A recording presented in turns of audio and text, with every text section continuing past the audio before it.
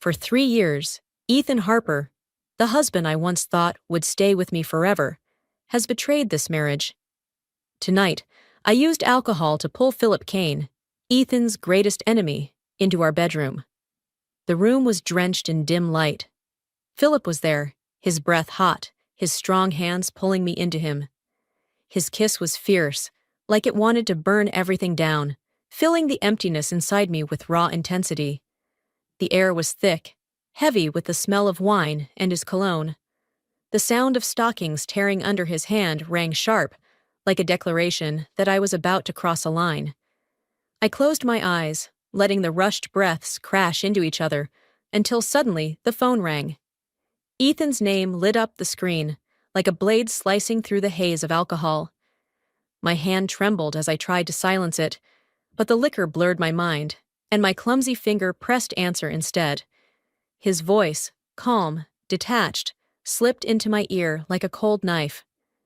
"The Hillside Estate," he said, his tone flat like ordering food. "Bring me a box of Lilo Hex." The world stopped spinning. The air in the room, hot just seconds ago, turned to ice. An invisible hole opened in my chest. Not painful, just cold. Cold to the bone, like a freezing wind rushing through every vein. The Hillside Estate, where his mistress was staying. For 3 years, from the secretive phone flips, Ethan gradually shifted to blatant disrespect, bringing home strange lipstick stains like trophies, even once casually asking me, "What branded gifts do 18-year-old girls like?" Ethan had trampled me underfoot. And now, at 11:39 at night, he dared to ask me, his legal wife, to deliver Lalo Hex to him and his mistress. I froze, my breath stuck in my throat. Ethan Harper, the man who once swore to love me until the end of our lives.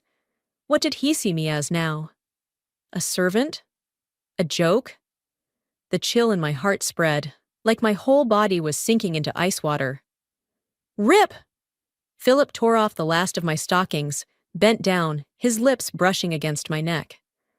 My thoughts were shattered, chaotic, my fingers tightening instinctively in his hair, my breath ragged, out of control. On the other end of the line, Ethan chuckled softly, his voice smooth but cruel. "Are you mad now?" I bit hard into my finger to swallow back the sob pressing in my chest, just to keep my throat from letting out a sound. Philip leaned close, his lips tracing slowly along my ear, as if he were eavesdropping. I shoved him away, his eyes flashing with displeasure. He pulled back, but not entirely, shifting to lick gently at my ear, his hot breath making me shiver. I suspected he was doing it on purpose. Philip Kane, Ethan's enemy, wasn't some random fling. He was the weapon I chose for revenge, but now I wondered if I was turning into prey in my own scheme. A long silence stretched, heavy as a century. Then Ethan spoke again, his tone still disturbingly calm. "But I'm used to that kind." And then, a woman's giggle came through, louder and louder, until it was right against the microphone. "Ethan, you're so bad. Aren't you afraid your wife will be upset?" Her words twisted deeper into my chest like a knife. She laughed again, louder this time, and said, triumphant, "Don't misunderstand. We don't even need that anymore. Ethan wants me to give him a baby." My body shook violently, ice crawling over my skin, my arms instinctively wrapping around Philip's shoulders, pulling him tight against me, not out of desire, but because the cold in my heart was swallowing me whole. I craved warmth, craved someone to fill the emptiness. My eyes brimmed with tears, trembling as if one light touch could shatter me, and in that moment, my gaze accidentally locked with Philip's deep, unreadable eyes. He leaned down, kissed me hard, held me tight, his warm hand gripping my skin as if trying to pour all that strength into my very bones. His burning breath tangled with mine, like a rare flame in a winter night. Philip Kane, a man I had only met once, someone who agreed to cooperate only because we both wanted to humiliate Ethan Harper. He seemed to sense the cold eating away at me. I hurriedly tore at his shirt, greedily seeking warmth. Perhaps it was nothing more than pity. like someone lost for too long in the freezing winter sky. I trembled when our skin met, a current shooting down my spine, leaving me numb. Every sensation flooded me, my mind hazy, like falling into a dream with no escape. I turned toward the phone, my voice soft but razor-sharp, like a final declaration. "Sorry, I can't come." In that instant, I decisively pressed the end button. The other end fell silent, so silent I could hear my own heart pounding wildly in my chest. And then I let myself sink completely into Philip's arms, into the burning breath and the tight embrace of a stranger, a man who did not love me. But tonight, he was the only place where I could momentarily forget the cold piercing my heart. I don't know what Ethan Harper thought after I hung up, but the memory of the first time I discovered his affair surged back, so sharp it was like a knife carved into my mind. Back then, I went crazy, hair messy, eyes swollen red, lunging at him like a wounded animal, and from that night, we never slept together again. But he kept going, more blatant each time, as if my pain was his entertainment. Slowly, I learned silence. I told him not to get photographed, as if I could somehow control the collapse of myself. Every time I heard rumors about him, I swiped his card and bought useless things, as if to console myself. But for the last 3 months, I haven't touched his card at all. Love, maybe, had drained away through all the repeated disappointments. I no longer wanted to patch up the shards that had no dignity left. At the very moment when the master bedroom door was knocked on, I jumped, heart racing, my whole body stiff. Ethan hadn't come back to this house in a long time. The first time he cheated, I only found out 3 months later. Why was it, when it was my turn, when I had just gathered enough courage to step into a mistake, that I had to face exposure immediately? How cruelly ironic was that? In panic, I lunged to pull Philip, trying to shove him into the closet. But the man stood still, refusing to cooperate, even giving me a faint smile. Hide from what?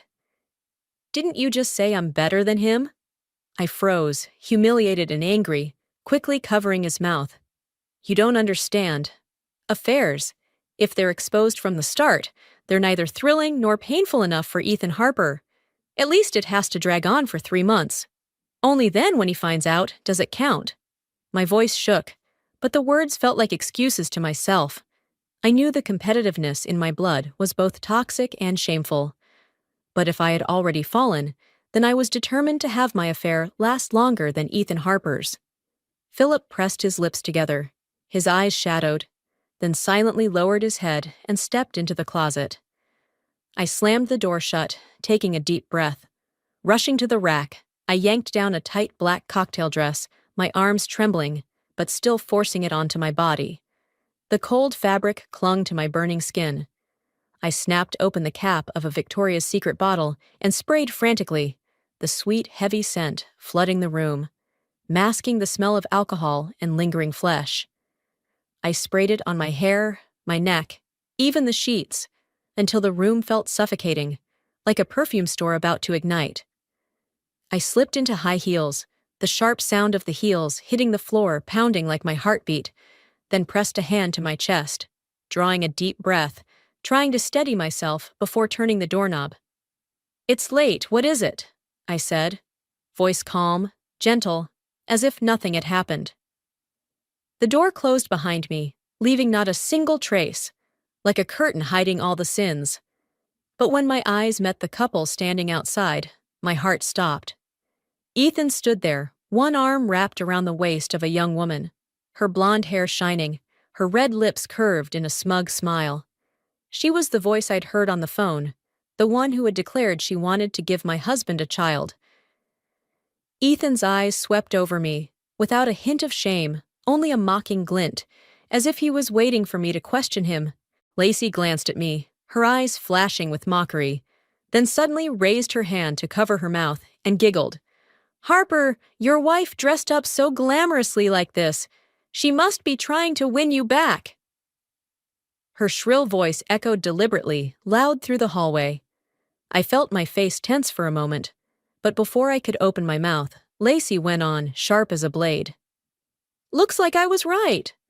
Behind that calm face, it's not that she's bored and ready to leave, but she's pretending, pushing and pulling at the same time. She's prepared everything already, just waiting for you to reconcile with her. After speaking, she fanned her hand dramatically in front of her nose, lips curling. But this perfume is too strong. What are you hiding? I froze. Inside, I muttered bitterly. I only wanted to cover the scent of another man. Outwardly, I forced a thin, awkward smile. Ah, I accidentally broke a perfume bottle. Ethan heard that. His indifferent gaze swept over me from head to toe. Then he let out a cold laugh. A tight black cocktail dress? Instinctively, my hand reached up to the collar. Only a high neckline could hide the scattered, still-burning hickeys underneath. He stepped closer, his voice low, cold. Black stockings? Reflexively, I retreated half a step. The long dress brushing my ankles was enough to cover the tear Philip had ripped. But in Ethan's eyes, every small detail was suspiciously exposed. High heels? His eyes dropped to my feet, the corner of his lips curving. I was speechless. Yes, from the front door all the way to the bedroom, neither Philip nor I had been in the right state of mind to switch to house slippers. Ethan half smiled, half smirked, turning his face toward Lacey as if sharing a private joke with her, then suddenly shoved me hard against the wall. His rough hand clamped down on my shoulder, his body pressing close, his breath reeking of alcohol blowing straight into my face, thick with the stench of his debauchery. "What's so humiliating about bowing your head to your husband?" he hissed through clenched teeth.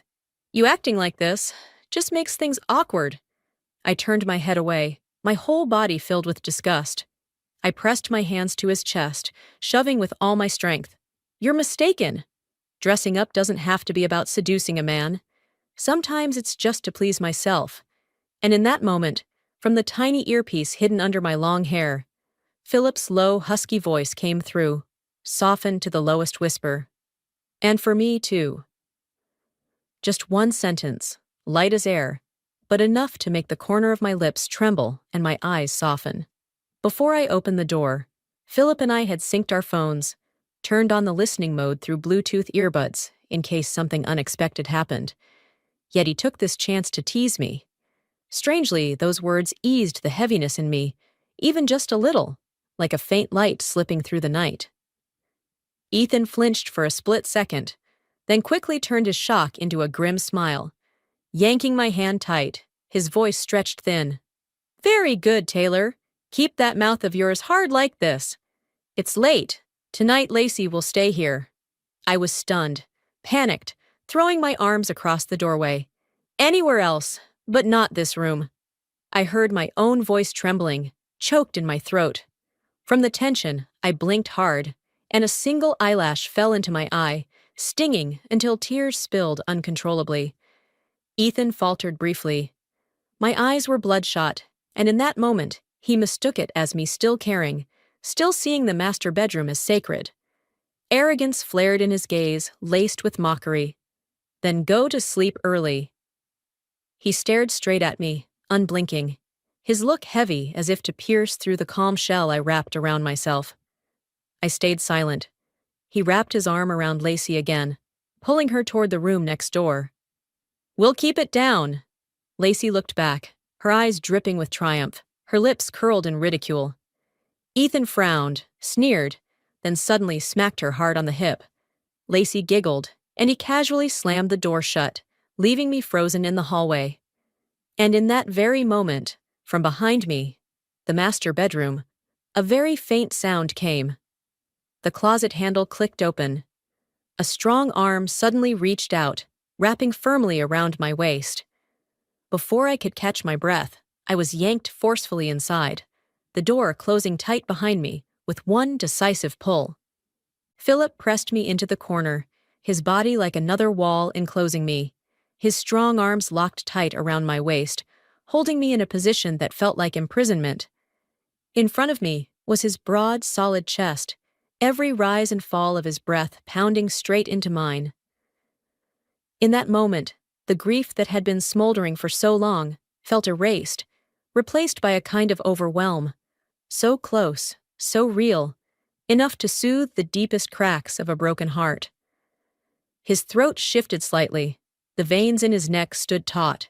His lower body tensed, like a beast hidden away too long, ready to pounce. Yet his eyes pretended calm. The pupils darkened as he leaned close to my ear, his deep voice spilling out in low, pounding beats, each word like a knock. Now, just one wall between us. Do you still want to keep going? His hot breath rushed into my ear, harsh, heavy, burning straight into my eardrum. I rose on my toes, brushed a fleeting kiss against his lips, then opened my mouth, my voice soft but sharp as a knife. Of course! Didn't my husband just brag? This place is soundproof? Instantly, Philip was ignited. He gripped my waist hard, captured my lips in a violent kiss, not giving me a chance to resist, taking over piece by piece, every corner of me. The shut door turned the room into a separate world, and in the still night, there was nothing but the sound of skin colliding, breaths crashing like they wanted to rip through the wall, separating us from the room next door. The cloying perfume still lingered, mixed with the heat of bodies, like an invisible hand stroking, provoking every nerve, making me dizzy, making me want to cry and laugh all at once. Between frantic kisses, Philip pulled back, biting lightly at my ear, his voice hoarse, his hot breath sliding into my neck. Now, this is real excitement. Just one wall, him with his mistress, and you, with me.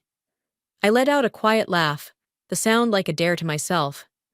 My arms circled his shoulders, letting both our bodies fall onto the soft bed, the cold sheets against my back like a reminder of sin. I whispered, lips brushing his. Then, give me even more pleasure. His hand slid along my arm, from the trembling shoulder down to my clenched hand. When his fingers laced into mine, 10 fingers locked tight, every space filled, I felt both held and imprisoned. In that grip, I stopped resisting. Once all restraints were torn away, desire was no longer about love or not love. It was just a fleeting thrill, a moment of surrender. I closed my eyes, letting myself fall deeper, drowning in every suffocating second mixed with sensation. Just one wall away, Ethan and Lacey were indulging all night. Just one wall away, Philip and I were also consumed in temporary temptation.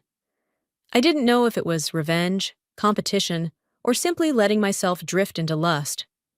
All I knew was that in that night, 2 parallel worlds, one of him and his mistress, one of me and his enemy, were swallowed in chaos. And when heartbeats raced in rhythm with heavy breaths, I could no longer tell what was pain and what was pleasure. The next morning, the alarm pulled me out of my daze. My eyelids heavy, I barely opened them, and found a magnified face right in front of mine, Philip. His curly hair was a mess, a few strands falling over his forehead, his long lashes trembling slightly before those deep eyes slowly opened, gazing at me, gentle, intent. Good morning. His voice was low and hoarse, still dry with the trace of last night's alcohol, but the corners of his lips curved upward. He lay on his side, one hand propping his head, so relaxed that for a moment I forgot every chain outside this room. Last night? Satisfied? His tone was full of service, his eyes mischievous, teasing. I hesitated, then let out a quiet laugh, nodding slightly. You did well. Philip's smile widened, his whole face lighting up. As long as you liked it. The room seemed to grow warmer until a noise came from the living room. I suddenly remembered. Ethan. Both Philip and I looked at each other in confusion. He sat up straight, his hand clenched, thrusting his muscular arm in front of me, the muscles taut and bulging. Don't worry, I can beat him. I sighed. Fighting wasn't the problem. If we were caught right here in bed, this game would end instantly, everything I'd set up turning to ash. No, we absolutely cannot get exposed now. I yanked him back down onto the bed. Philip raised an eyebrow, his messy hair sticking up in tufts, his left shoulder marked with a bite, his chest scratched all over. He clicked his tongue. So, I have to hide in the closet again? My face burned red, my hand instinctively pushing him flat against the bed, my voice low but firm. No need. Just stay right here. Don't step outside. I rushed into the bathroom, splashing cold water onto my face, trying to wash away the chaotic traces on my skin. I opened the wardrobe, still only the same tight black cocktail dress from yesterday. The high heels were tossed carelessly on the floor, no time to think about it. I padded out barefoot, every step icy against the wooden floor. Ethan was already sitting at the dining table. He looked up, glanced at me, then suddenly stood. Gone was the hostility of the night before. His hand pulled a pair of soft fur slippers from under the table and placed them at my feet. His voice was intimate, even tinged with tenderness. Why don't you like wearing shoes anymore? As if for a moment we had gone back to the past, the time when he was still gentle, caring, but that was the very thing I could no longer bear. I inhaled deeply, pushed the slippers aside with my foot, and sat across from him, eyes fixed on the glass of water on the table so I wouldn't have to meet his gaze. Ms. Nora, please prepare another breakfast for me. The woman in the kitchen answered cheerfully. Yes? My cold tone made Ethan's face darken for a second, but then he suddenly smiled, satisfied. She's gone. He moved around, sat down beside me, his rough hand seizing mine, his thumb stroking over the back like a claim of ownership. His eyes glinted with arrogance. My wife really is generous. But you don't have to go this far. I won't let her surpass you. I bit my lip hard, staying silent. Ethan Harper, always the same, exactly like a tyrant with moods that swung without warning. One day he ripped my heart apart, left me bleeding. The next day he played the good man, smearing balm on the wound, as if all pain could just fly away with the wind. But me, I remembered. For 2 years of marriage, I finally got pregnant. This child was the result of so many hopeless treatments. It was the blood, tears, and hope of 3 IVF attempts coming true. Yet, on the day I should have been holding my husband's hand at the prenatal appointment, he didn't show up. Instead, I received an anonymous message. Inside were cold lines listing dates, times, and places of his affairs, accompanied by clear photos. My heart raced. My hand shook so hard the phone slipped to the floor. The screen's glare washed over my pale face. When I actually went to that place and caught him with another woman, I went insane. A scream tore from my chest like it ripped my lungs, but all I met was the betrayer's calm. He would send me sweet love messages, then lie in another woman's arms right after. I couldn't bear it. I had an abortion. I asked for a divorce. But the irony was that the one who actively cheated was the one who refused to let go. Ethan looked at me with ice-cold eyes, then calmly called both our parents over. That day, both families sat down, the long table draped in white, the warm light falling on each face. Yet no one stood with me. Ethan's parents scolded me with stern faces, called me sulking, said I was cold-blooded and cruel to destroy the baby. My parents forced smiles, hurried to make peace, then turned to scold me for being stupid and impulsive. Those words fell like hammers driven straight into my chest. Ethan sat silent for a long while, watching me like a superior watching a farce. Then he stood, sighed, his voice low, pretending to be magnanimous. I forgive you. Can you forgive me too? Don't throw away our love over this small thing. Besides, our 2 families are cooperating. Do you want to ruin everything? A fake apology wrapped in a threat. Every gaze turned away from me, while Ethan's face showed a hint of satisfaction, the corner of his mouth lifting. Shall we make up? I looked straight at him, a cold smile forming on my lips, even as tears poured down. There won't be a next time. In that moment, a vow sounded in me that no one would ever hear. Ethan, I will not let you go easily. I want your heart to bleed drop by drop, to feel the betrayal hollow out your insides like the gap inside me. I pulled my hand away from his, lifted my chin, my voice so calm it felt strange even to me. I remember you once said, We could try an open relationship, so now I want to try too. How about that? I stressed each word, looking straight into his dark eyes. Maybe. Then I'll understand you. Ethan's face darkened. He snorted, a harsh laugh. Upset? Or is this your new trick? Want to make me jealous? Want to make me furious? He suddenly swept the cutlery off the table, metal clattering loudly. Taylor, if you dare to actually sleep with someone else, we will never be able to go back. I sat still, composed, without a flicker of emotion. That very silence made him angrier. Ethan ground his teeth, his eyes reddening. Our marriage has problems. You have responsibilities too. You're always so tough, always keeping face, never humble, never a gentle word. Instead, you often say things that hurt me. He suddenly jumped up, the chair thrown back, teeth clenched. Keep going like this. When you stop loving me, you'll regret it. But when I watched his furious back leave, I smiled. Ethan, you were wrong. Love died the moment you betrayed me. Now the only thing I want is to see the career you're proud of collapse into ruins.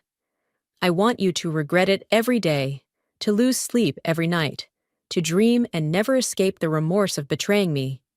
I hadn't even steadied my emotions when Miss Nora walked over with a sigh. Her slow footsteps echoed on the wooden floor as she placed the extra breakfast dish I'd requested onto the table, then bent down to pick up the glittering shards scattered across the ground.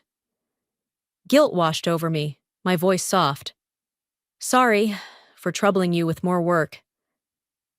Before the words were finished, her hand suddenly froze.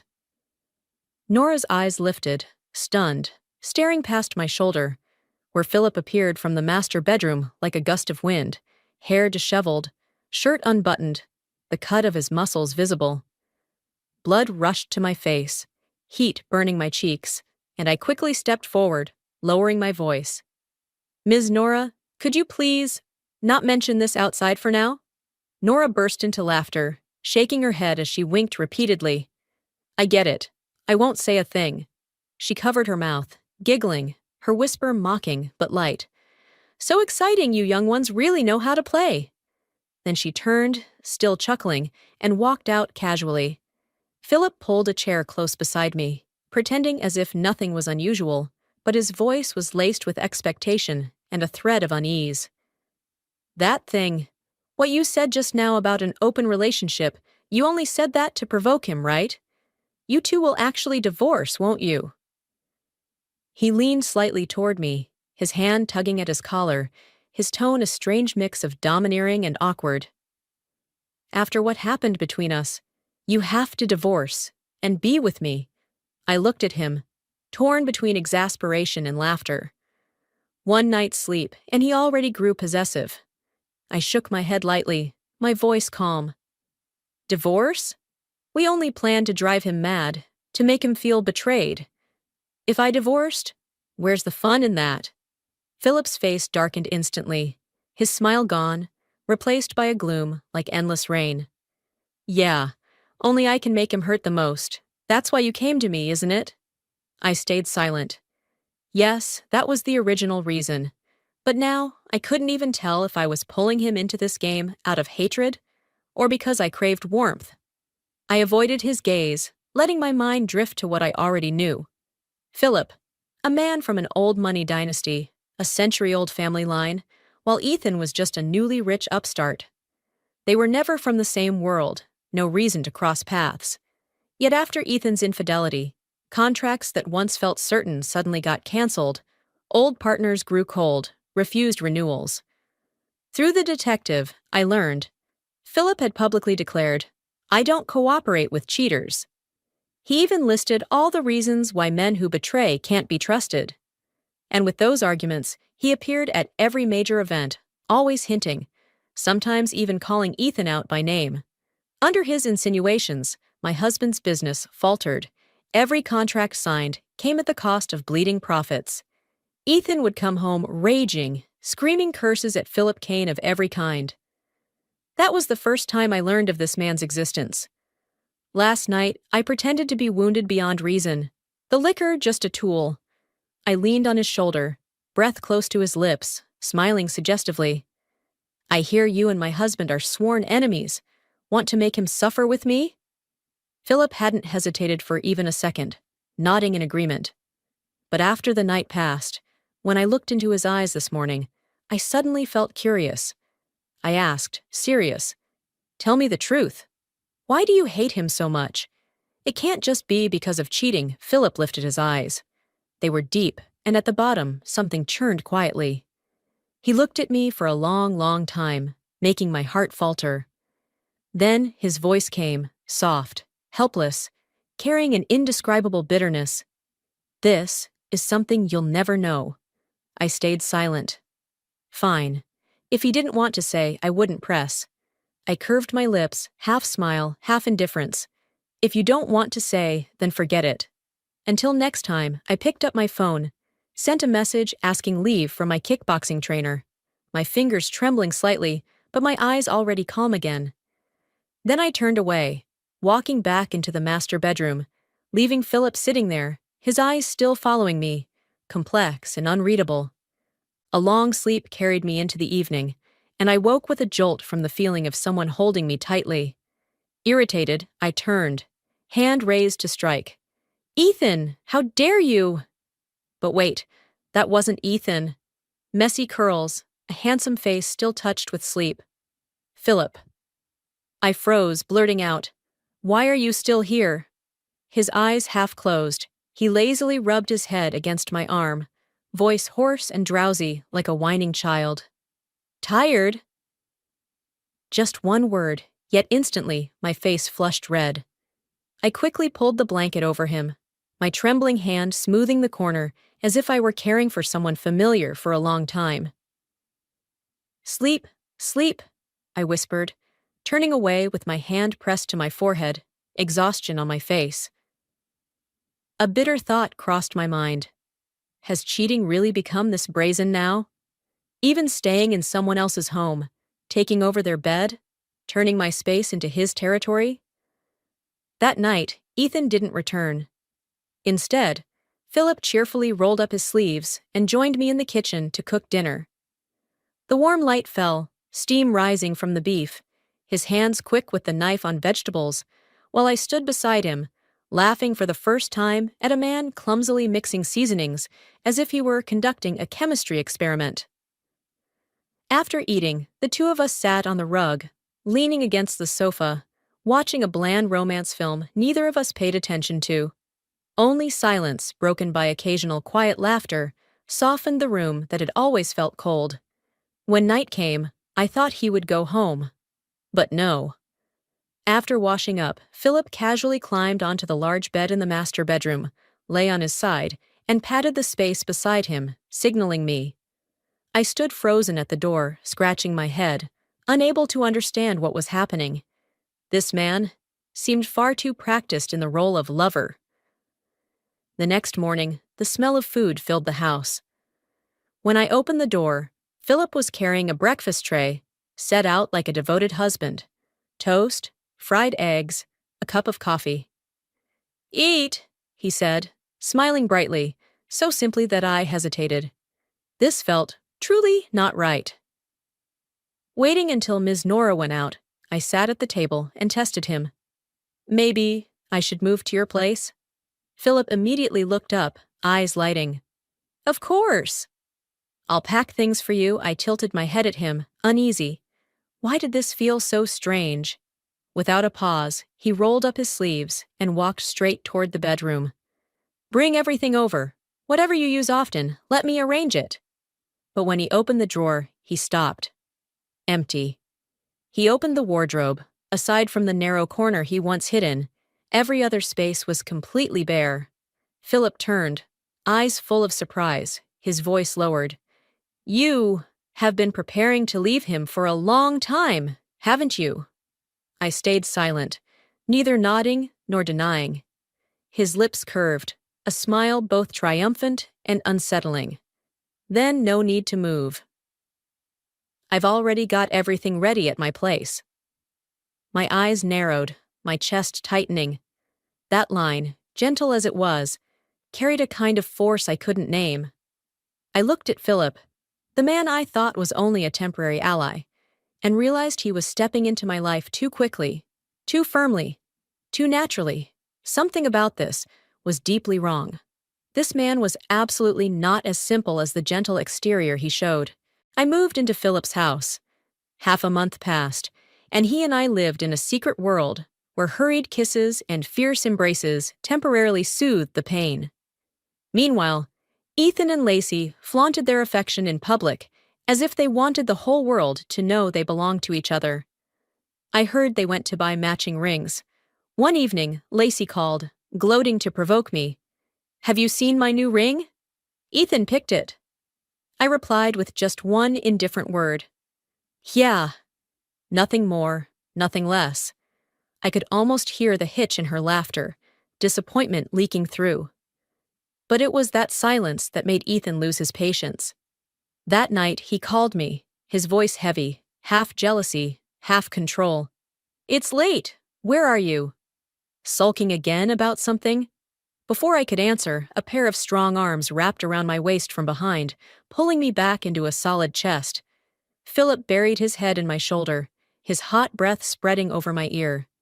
In that moment, I truly wanted to spit out one sentence, "In your enemy's bed," just to see how Ethan Harper would react. But I held it in, biting my lip lightly, then lied with a calm voice. "I'm at Dana's house, not coming back." Dana, my best friend.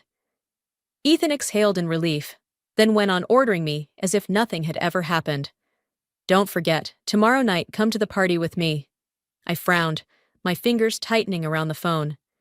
"You're sure? You really want me to go?" But his voice was unwavering. "You're my wife. Who else would I bring?" "Oh, right. I bought you a gemstone ring. Remember to wear it tomorrow." But Philip had told me the truth. Ethan hadn't bought just one ring. He'd bought an entire set of gemstone jewelry. The necklace and earrings for Lacey, and the ring left for me. Philip had even found out that Lacey's name was on the guest list for tomorrow night's party. That meant tomorrow night, I, the legal wife, would show up wearing the ring, while she, the mistress, would glitter in the matching necklace and earrings. A public farce. A cruel way to make me the most pathetic person under the bright lights. If I still loved him, my heart would surely break tomorrow night. But right now, I just felt tired. The man who once swore to love had turned into a stranger, treating my pain as entertainment for his friends. I remembered how we loved each other for 3 years before marriage, how we fought through hardships to hold hands. I had naively thought that after everything, we would finally reach happiness. Who knew it would end like this? A play where I was the loser. So be it. Let everything end tomorrow.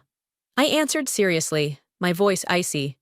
"Fine, I'll definitely be on time." Like on our wedding day, before the eyes of so many, when I once smiled with happiness. Now I would smile for a different reason. On the other end, Ethan had no idea there was a storm rising inside me. His voice was casual, even carrying a hint of hidden amusement. "This time you're being obedient." What answered him was only a long, suffocating silence. I quickly hung up, my fingers ice cold, but my heart pounding violently. Tomorrow, everything would end. After I agreed to attend the party, Philip outwardly stayed calm, but the more time passed, the more he clung to me. Every embrace, every kiss left ambiguous marks on my skin, like a reckless declaration. The next morning, when I looked in the mirror and saw the dense red traces, my face remained expressionless as I squeezed some foundation onto my hand, ready to blend it in to hide them. But before I could, Philip wiped it away with one swift, domineering motion. I turned my head, looking at him helplessly, sighing, "Don't be like this. It's really a little childish." He smiled, his eyes gleaming. "Not at all. I just wanted to give you a gift." Then he pulled out an exquisite necklace from behind his back, carefully fastening it around my neck. The cold metal pressed against my skin, but its brilliance covered every other mark, cloaking my collarbone completely. In the mirror, his eyes were serious, his voice dropping low. Whether it's a necklace or anything else, you deserve the best." Before I could react, he bent down on one knee and solemnly slid a gemstone ring onto my ring finger, the large stone dazzling enough to leave me frozen. The man's intentions were becoming clearer and clearer. I lowered my eyes, my voice quiet. "I'll go to the party with Cody. If he's using another woman to humiliate me, I can't let myself lose." Cody, Philip's cousin. Philip tugged at his tie, his eyes darkening with displeasure. "So I'm not the best choice?" I laughed softly, tilting my head to place a short kiss on his lips. "You're the ultimate weapon, meant to be saved for the very end." That evening, I didn't let Ethan come to pick me up, but I still deliberately wore the ring he had bought me. When Ethan saw it, his eyes flickered for a second, but he quickly hid it, only pretending to be polite as he extended his hand to me. I gave him a faint smile, unmoving. At that exact moment, Philip entered from another direction, striding quickly toward me, his voice loud and clear. "Ms. Lee, forgive me, but I think your neck is too beautiful to be covered up." I half smiled, glancing at him. "Thank you for the compliment, Mr. Kane." Between us, our eyes met. A vague spark flaring, something only the two of us could understand. Ethan stood beside me, so angry his hands shook. "Mr. Kane, saying that to my wife in front of me, don't you think that crosses the line?" Philip shrugged, answering calmly. "Sorry, but I've secretly liked a girl." Yet her husband cheated for 3 years, and she still hasn't divorced him. I'm too impatient. Then he tilted his head toward me, his deep eyes making my heart stutter. In that moment, a rush of memories surfaced. We really had gone to the same high school, exchanged a few words, then lost touch after college began. I froze, flustered, asking back, "Mr. Kane, are you defending me?" "Don't worry, I won't let someone else's mistakes hurt me." Ethan noticed the shift in my face, sneered, and yanked me into a shadowed corner. His voice was both anxious and mocking. "He's only approaching you because of me. Out of jealousy, he's trying to provoke me. Don't tell me you actually believe he likes you. Taylor, you're over 30, married before, had an abortion. Stop indulging in such ridiculous fantasies." His finger jabbed at my face, emphasizing each word. My hands clenched tight, and all I could force out was one single sentence. "Then, what does he have to be jealous of you for?" Ethan let out a dry laugh, lifting his chin. "Yes, he was born into a wealthy family, but all of that came from the generations before. Me, I built everything from nothing, stood on my own 2 feet. That's what deserves pride." I was stunned. For the first time, I saw Ethan's arrogance laid bare. Turns out, because of love, I had blinded myself to it before. But now, with love dead, I finally saw his true face. The essence of infidelity is greed and selfishness, and all the words he had ever said about love, about forever, about only loving me, only had value when he was still poor. I silently clenched my fists, feeling like I was about to break, when Lacey appeared. She wore a tight dress, each step proud and deliberate, her eyes dropping straight to the ring on my finger, her smile curling with mockery and malice. Ethan, without a shred of pity left, openly wrapped his arm around her waist, right in front of me, under the gaze of so many people, and together they walked the red carpet into the hall. The air seemed to pause for a beat, whispers rippled softly, and I simply smiled faintly, tilting my head toward Philip, who was standing not far away. He gave a slight wave, signaling to a young man beside him to come forward. I immediately linked arms with him, raising my head high as I walked in. But Ethan was different. His face darkened, seeing it as humiliation. He yanked me into a hidden corner. His voice grated, each word full of insult. "She's not wrong. You're just trying to get back at me by clinging to some other guy right in front of me. What is that, if not desperate and pathetic?" I let out a cold laugh, raised my hand, and slapped him across the face, the blow snapping his head to the side, leaving him staring at me in disbelief. In that hateful glare, I lifted my dress and drove my foot straight into him. Tears welled up, my voice choking as I screamed, "Ethan, how could you treat me this way?"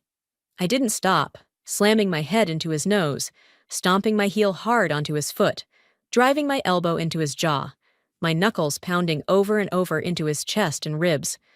With every strike, I cried and shouted, "You brought your mistress to this party. You wanted to humiliate me." I raised my ring, pointing at the necklace on Lacey's neck. "What did you mean by this? You wanted to make me a laughingstock, didn't you?" I threw kick after kick, sweeping and striking, each one carrying 3 years of pent-up fury. "I won't hit her. I'll only hit you because it was your cheating that brought her into my life." My knuckles slammed into his chest, my elbows into his ribs, each blow a condemnation. "When I was 2 months pregnant, you were already cheating. You thought I'd endure it because of the baby I struggled so hard to conceive, didn't you?" Suddenly, I felt warmth around my knees. Philip had slipped off his coat and gently draped it over my exposed legs, then stood tall before me, shielding me from prying eyes. His voice rang out, cold and commanding. "This is Ms. Lee's personal matter. I hope everyone will let her resolve it herself." His tall frame blocked me completely, making everyone cautious, and for the first time, I felt strangely safe. Ethan lifted his head, his eyes darting hazily between me and Philip. "You two, you—" I leaned close and whispered, "That's right. He already took your place in our bed, the very night you brought Lacey home." Looking at Ethan's twisted face from pain, the corner of my lips curved upward. He trembled as he asked, Do you really hate me that much?" I looked straight at him, my voice cold as ice. "Yes. I hate you. From 3 years ago, when you betrayed me, I already started hating you. All the times I cried, gave in, or those indulgent shopping sprees you thought were my way of forgiving you, they were just acts I put on for you." Ethan roared, "Why?" But inside, I asked myself too. Why did he cheat? Why did he use our family's partnership to trap me? Why did he have to humiliate me this far? Divorce can split the house, the car, the money, the kids, but no one can share the wound in my heart. I want justice for that wound. After leaving the party, I dumped every piece of evidence of Ethan's affairs online, especially the clip of him bringing his mistress home right in front of me. The public erupted, hot searches flooded with his name. In the dim stairwell, Philip quietly waited. He smiled faintly, asking softly, "Did you buy that hot search?" The anger of 3 years finally burst out, and I laughed, reaching out to scratch his chin lightly, praising, "You're really smart." But he immediately asked, "When will you divorce him?" His eyes glowed with excitement, but I lowered mine and murmured, "Philip, love is like a pair of shoes. At first, if it gets a bit of dust, you'll wipe it clean. But over time, even if someone else tramples it, you don't even care anymore." He froze for a moment, then suddenly pulled me into a tight embrace, his voice hoarse. "I was wrong. I shouldn't have sat still waiting for you to divorce. Even worse, I shouldn't have invested in Ethan just to help you live better. I should have fought for you from the very start." I was stunned, lifting my head to him. "Wait, you invested in Ethan?" Memories came flooding back. When Ethan's startup was collapsing and he was about to give up, suddenly an old classmate lent him a huge sum. I had thought it strange, while he arrogantly bragged that even God was helping him. Turns out, that investor was Philip. I curved my lips, whispering, "If he finds out after the divorce, just how far will he crumble?"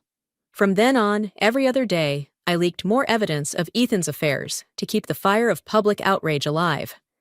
Finally, Ethan caved, sending a message to discuss divorce. I handed everything to my lawyer, and eventually, the day of court came.